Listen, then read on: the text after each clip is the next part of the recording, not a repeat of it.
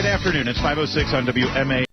I'm Larry O'Connor, and this is Washington's Drive at 5, and what a special edition of the Drive at 5 we have in store for you. You keep it right here for the next 60 minutes as we are joined live in studio by, well, a very special American. Her name is Dorothy Woods.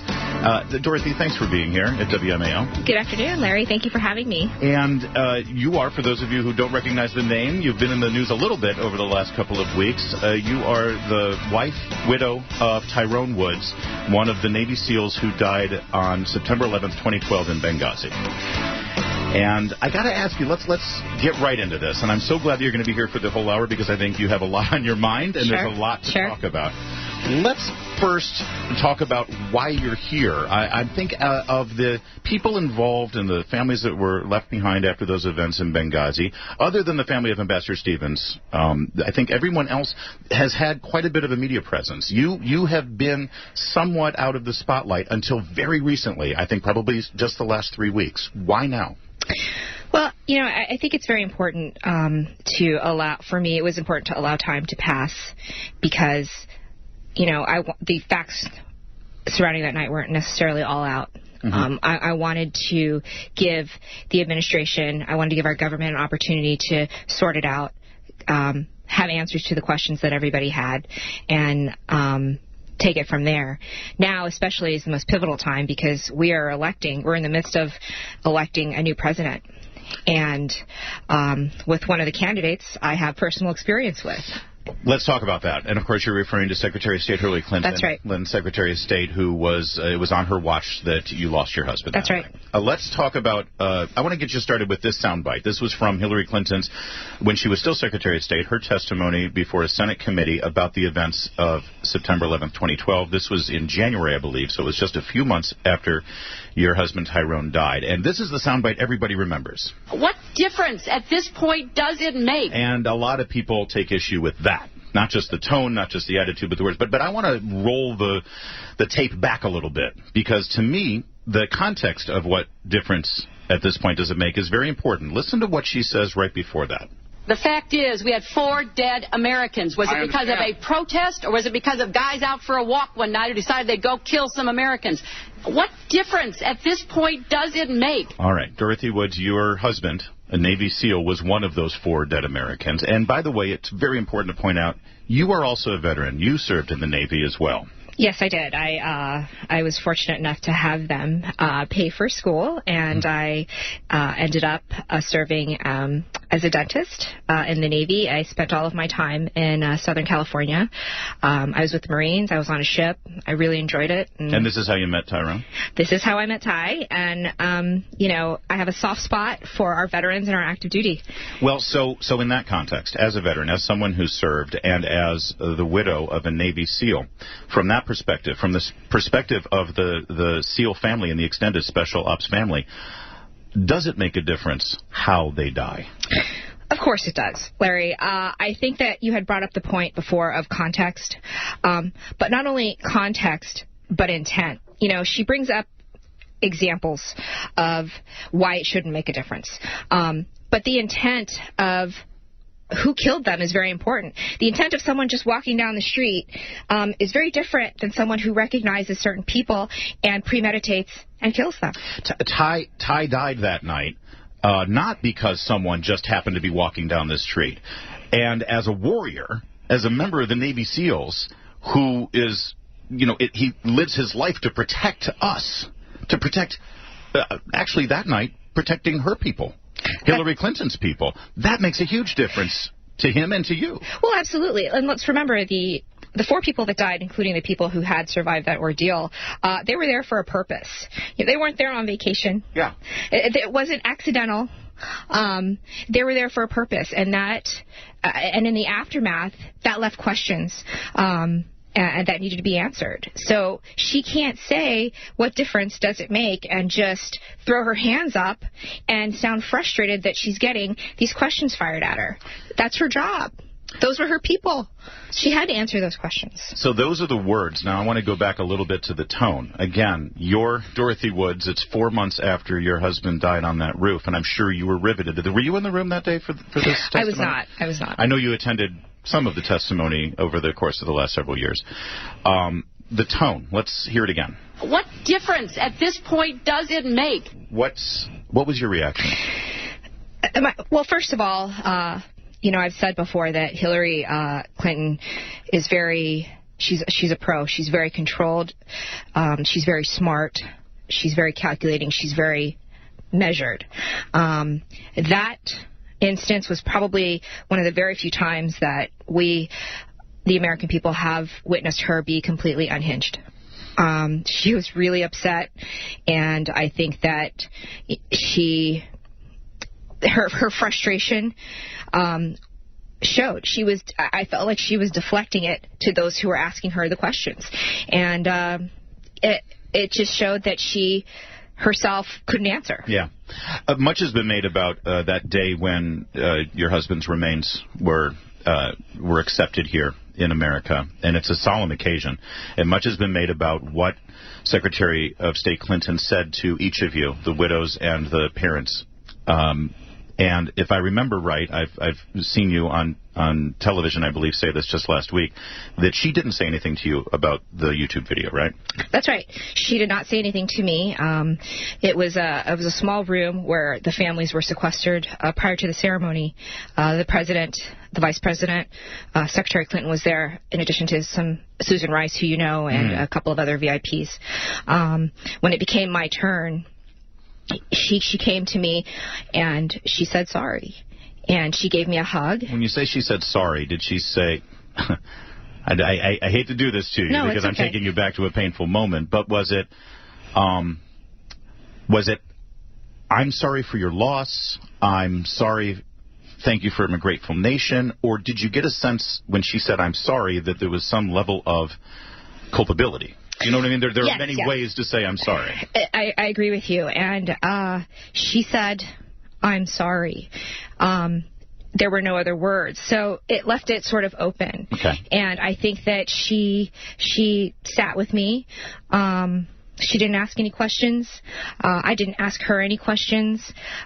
She did ask how I was doing. At that time, I was pretty numb. Yeah. But she did say, I'm sorry. Why do you think that other people have said that? Why do you think she didn't mention the YouTube video to you? I don't think she mentioned it to me. Well, I speculated. I'm asking you to speculate. I think that at the time I had so many good people surrounding me and being my support network. And at that event, we had some of Ty's former coworkers who were Navy SEALs standing behind me, and some of his coworkers at the agency standing behind me. So I think that she knew I wasn't, to use this, quote-unquote, a civilian. Yeah. So she wasn't going to go there, perhaps. Funny story, though, I was talking to... you know what? Hold on to that funny story for just a second. But I love this picture of you surrounded by Navy SEALs and people from the agency who knew better. That's right. Who knew better. And so she didn't go there with you. That is interesting to me. And again, that's your perception of that moment, and only you can have that perception. All right. Dorothy Woods stays with us. We have so much more to talk about. Remember that story you were about to tell us now, Dorothy. It is 5:14 on WMAL. The future must not belong to those who slander the Prophet of Islam. Oh, yeah, we want to talk about that and that guy in a minute, too. But we continue our conversation here with Dorothy Woods, again, the widow of Ty Woods, one of the Navy SEALs who died in Benghazi. And you were about to tell us a story. We were just talking about that day at Joint Base Andrews. It was Joint Base Andrews, right? Yes, it was. When you received your husband's remains, and you had this cadre of SEALs, I'm sure, looming behind. I love, by the way, and I've heard so much about it, the SEAL family, the Navy SEAL family, and the kind of support system that you all have. And actually it transcends to other special operations branches of the military, too, right? And so they're all there. They're looming over you. And Secretary Clinton says, I'm sorry, and doesn't go there on the YouTube video. Yes, and so she moves on. And, I was talking to my sister yesterday, and she was like, well, she told me and her husband there was a video. I go, what? And I go, well, when did she tell you this? And she said, well, when we were over by the food table. So I'm thinking, so she had enough time, to tell you, oh, we're going to catch those guys that did the video. Well, like lobbying, advertising it. Work in the room. While they're over at the refreshment table. Getting their bagels and cream cheese. That's right. And she told me this, and I'm like, wow. She just told you this yesterday. She did. But, at that point, it's still irrelevant. I knew that she was talking to other families and telling them that. Yeah. The difference was, then I knew, I was like, okay, now I know I'm not crazy. Yeah. She definitely did not tell me about that video. That's a bit of a revelation. And let me ask you this, because when you said, she knew better when she saw the family of SEALs, when she saw people from when you say the agency, just in case people don't get it, that's the CIA. Right. So that suggests to me that they all knew. And how soon did you know? When you heard about your husband and what happened in Benghazi, or at least as much as you learned at the very beginning, how soon did you know that this was an organized, orchestrated terror attack by an affiliate of one of our terrorist enemies? I don't think it was a question of how soon I knew. I just always assumed that.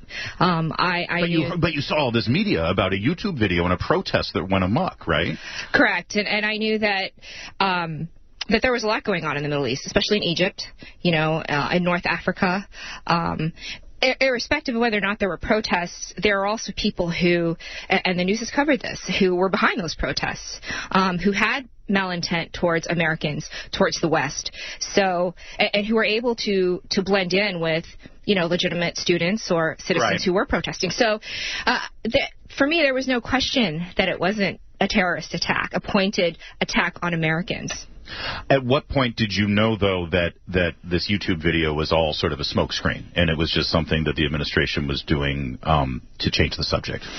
I never believed that it was an issue, but when you have Susan Rice coming out and saying it was, and then moments later saying that it wasn't, you just kind of look at that and go, you shake your head. I just shook my head, going, I'm not surprised. What was the information flow like for you as Ty Woods' widow? If you needed to pick up the phone and say, hey, what's going on with the investigation, or what's happening here? What did you have a point of contact? I did. The government? I did. I from all different points. What I found out was, despite what was going on at the upper levels of our government, there are people truly there who I felt they were on my side, and who bent over backwards to make sure I had the information that I needed. I had everything I needed. I had the support that I needed. And this was really at the level of the agency, the level of the State Department, and even in Congress. Okay. And Secretary Clinton? Did you hear from the State Department again, or from the Secretary? Not from the Secretary, but I heard from their victims advocacy unit. Victims advocacy. All right.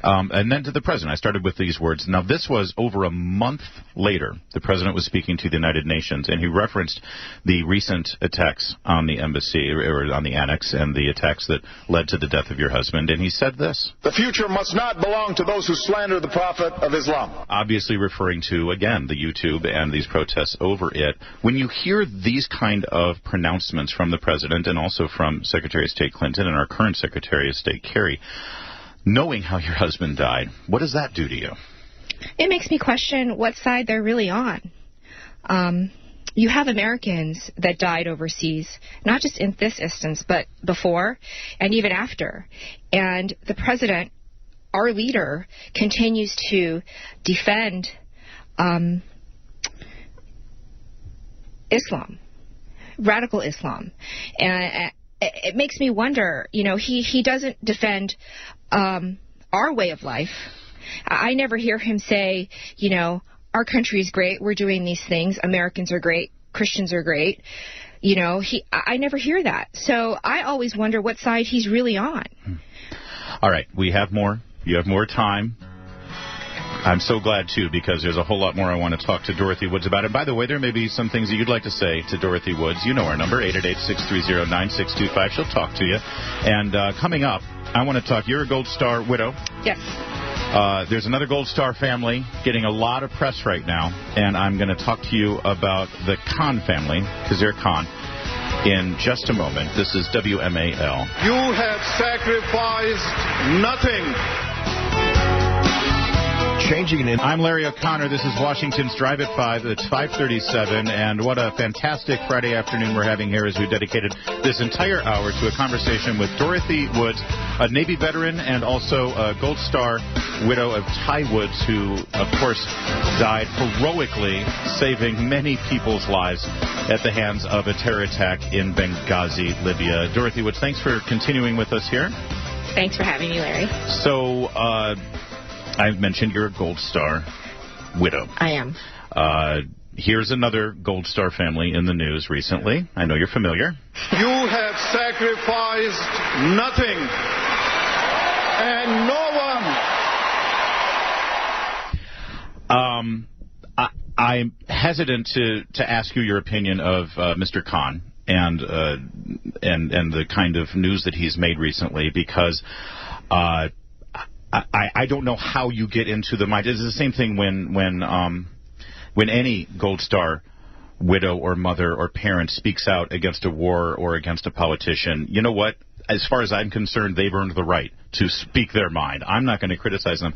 I'd rather ask you this, if you don't mind. He was there criticizing Donald Trump on behalf of Hillary Clinton at an incredibly high-profile political event. You are a Gold Star widow. I think you have some standing here. In fact, you are a Gold Star widow, some could argue, because of the choices that Secretary Clinton made. Some would argue that if it weren't for her, you wouldn't be a Gold Star widow. So tell me about your opinion of Hillary Clinton and the prospect of her being commander-in-chief. Sure. Well, to frame this a little bit, I don't ever want or wish for any family to be a Gold Star family. The Khan's son was very heroic that day. He was an American that day. He saved American lives that day. For me, you wouldn't know who I am or hear from me if it hadn't been for how Benghazi was treated in the aftermath by both the Obama administration and by Hillary Clinton and the media. So while they talk about sacrifice and they use that as a platform, I'm not here to talk about the sacrifice. We all know that happened. I'm here because of what happened after, and how after he died, it was treated. And I feel that it was disrespected. I feel that it was dismissed, and, it didn't fit what the administration's narrative of their success in Libya should have been. So Secretary Clinton has acknowledged that somebody dropped the ball with regard to security in Benghazi. She also said it wasn't my ball to carry. Do you think that speaks to her ability to be commander-in-chief and to be president of the United States? Absolutely. And I think that we all know, whether in the military sector or the private sector, the person at the top, everything falls on you. In the military, on a ship, the CO is the last one to leave. We've seen time and time again in the private sector, when something goes wrong in a Fortune 500 company, the first person to go is the CEO. I think that definitely applies in our government as well. You are in charge of everybody under you, and while it's a chain and things get dropped in between, ultimately it's your responsibility as the Secretary of State. You oversee all of the paperwork, all of the communication, all of the end. You're speaking out now, and we talked about this earlier in the hour, that you're just now coming out. You just now want your voice to be heard. Is it because you want people to know that? Let me rephrase this. Will you be voting for Hillary Clinton? I will not be voting for Hillary Clinton. All I wanted to do at this point, my purpose in coming out, is just to tell people my story, tell people my experience with her, my personal experience with her, how decisions that she made or did not make have affected my life and will continue to affect my life, and my son's life through the end. And I won't tell anyone how to vote, no. But,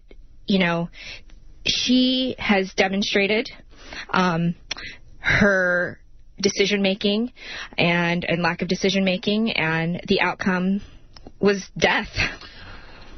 What do you say to people who have concerns about Donald Trump's ability to be commander-in-chief, that he has no track record, certainly no direct understanding of the military? He never served. Really, no one in his family has ever served. You saw this recent thing with the Purple Heart, and he doesn't have that affinity to the military, and people have grave concerns about that. When you say you're not voting for Hillary Clinton, I assume you're voting for Donald Trump. I am voting for Donald Trump, and you could say the same thing about Barack Obama.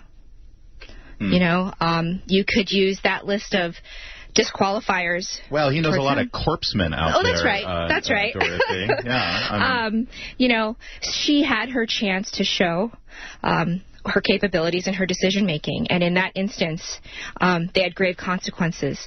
Donald Trump, on the other hand, is looking for that opportunity to make those decisions. He hasn't yet. He deserves a chance. She's already had her chance. I'm sure you run into people who maybe in the military or vets like yourself, or you meet other people who are conservatives, right of center, who don't feel like Donald Trump is a real conservative. And they think, well, I can't trust this guy. I don't trust him to do this sort of thing. And listen, there's a lot of people who don't like him. They mock him. They make fun of him. And frankly, they make fun of people who support him. You know, the Trumpsters, they call them. What do you say to that? What do you say to people who think that there's something wrong with you if you're supporting Donald Trump? I think that times have changed. And, you know, you hear time and time again that there are these GOP stalwarts that are like, this is our party, these are our principles. You know, we're not changing. And you must abide by all of these in order to become a Republican. And you got to check off the boxes on the list. That's otherwise right. You're a rhino. Yeah. That's right. You know, I think that Donald Trump represents what people are thinking now. People who felt like their voice wasn't heard, who identify with being Republican. And, you know, the economy has changed over the last 8 years. Society has changed over the last 8 years. And he is listening to that, whereas the establishment has not. Are you paid by the campaign at all? The Trump campaign? Are you paid by? I saw you did a commercial for a super PAC. Were you paid to do that commercial? I was not. You're not getting paid to do any of this. None of this. Just your show. I'm kidding. I'm barely getting paid to do this show, Dorothy. As you can hear, Dorothy, listen, we've been talking about some serious stuff here, but Dorothy is a charming and effervescent and fun person to be around. And actually, we are going to talk about your life now. I want to talk about your life now and your son, by the way, your son Kai, who, the terror attacks happened 4 years ago this September, and your son is how old? He just turned 4, so... I want you to marinate on that thought for a moment, let it resonate, and we're going to find out how life is now for Dorothy Woods, a local, lives right here. It's 544 on WMAL. Gold Star widow and American heroine, in my opinion, Dorothy Woods continues with us. And you're a local girl. You're from this area, right? I am. I'm a Navy brat myself. Moved around quite a bit. My father retired. We settled here. I went to Maryland. Yeah. Go Terps. Fear the turtle. I just want to point out, by the way, this is important to a lot of people out there for some reason. You are Asian American. Your parents are first generation? They immigrated here? Yes, from the Philippines. So you're boy, it's a lot like the Khan family, isn't it? And you joined and then married Ty. And I'm guessing he was a SEAL. Was he stationed at Pendleton or in Coronado? San Diego? Coronado, of course. Pendleton is the Marine. So I'm going to get back. See, I make a mistake like that, and I hear so much. And were you in San Diego 4 years ago? I was. We were actually going back and forth between San Diego and Las Vegas. We were looking to relocate after he had taken the new position. So when, believe it or not, when the call came, they were actually looking for me that night. I was in transit between San Diego, and I was at my grandparents' house in San Diego. They couldn't find me for a while, so. And you had 2-month-old Kai with you, or month-old Kai? Actually, he was 3 months old. 3 months old, okay. At the time, yeah. 3-month-old Kai. And how long had Ty been overseas? So he was there for his birth, and he left about 5 weeks later. So, and then when did you move here? You're living here in the Washington area. Yes, I moved here shortly after because my family is here. Yeah. I had a 3-month-old at the time, and there were quite a few affairs I still had to manage. Sure. So it was good to be near family. And you're a dentist. We don't want to reveal where you work, but let me just put it this way. You're a dentist in the area, and you specialize in treating veterans. I do.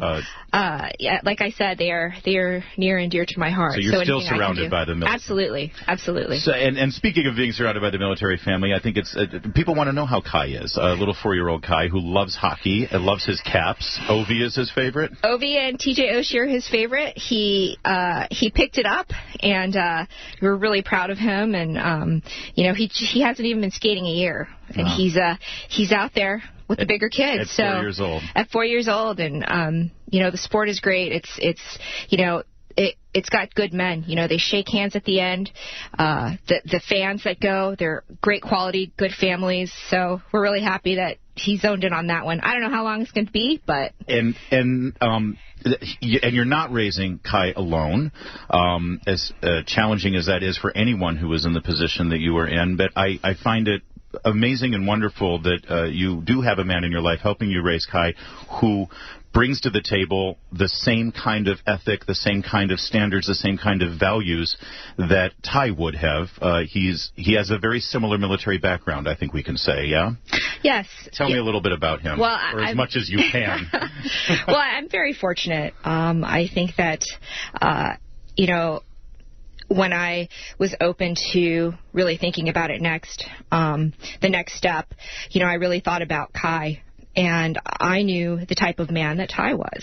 And I knew how he would want Kai to be raised. The principles, just the basic sort of Boy Scout things. And the thing about men like that, they are all cut from the same cloth. They are all very principled. There is no gray area. It is black and white.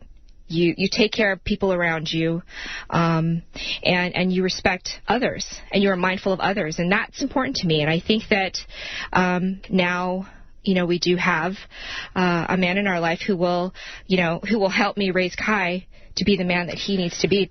And it's interesting. I've had the pleasure of meeting him, and he's said some things to me that I find very interesting with regard to his perspective on Ty. He never met Ty, but again, he understands the culture. And he has said, and I'm guessing that this is a message that both of you will raise Kai with, in that Ty, your husband, was not a victim. In fact, in a strange way, and again, this is a culture will never completely understand, but Ty actually, in a way, died exactly how he expected to die, right? Can you talk about that a little bit? Yeah, that's right. I touch on that often when people, ask me how I'm doing and how can I do that, how am I doing and how am I dealing with this. And, Ty was not a victim that night. Ty was never a victim. He was where he wanted to be. The one thing that's very difficult to understand about these men, if you haven't lived it, is dying in that way is the ultimate way to really honor your country, to honor your loved ones, to honor your brothers, saving American lives. That is what they live for.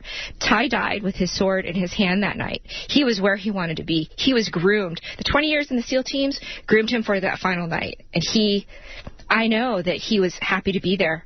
There was no other place he would have wanted to be. And let's be clear, there are many people who were there that night who were alive today because of what he did. And that is truly the sacrifice that he intended to make. That's right. And I think that, people, I tell people I am proud of him. I support that decision. And my attitude now, it's natural, but it's also what he expects of me. And this is an attitude that I want my son Kai to know, that I want him to expect this of, his partner down the road, to be supportive and to want, the best for him.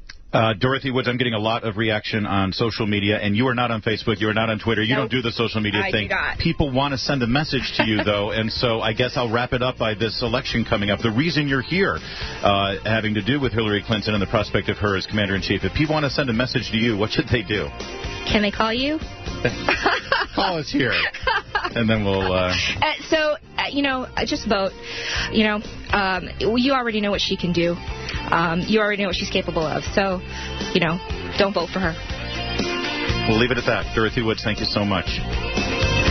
Sometimes I'm left speechless on this show. It's 5:55. WMAL traffic and weather.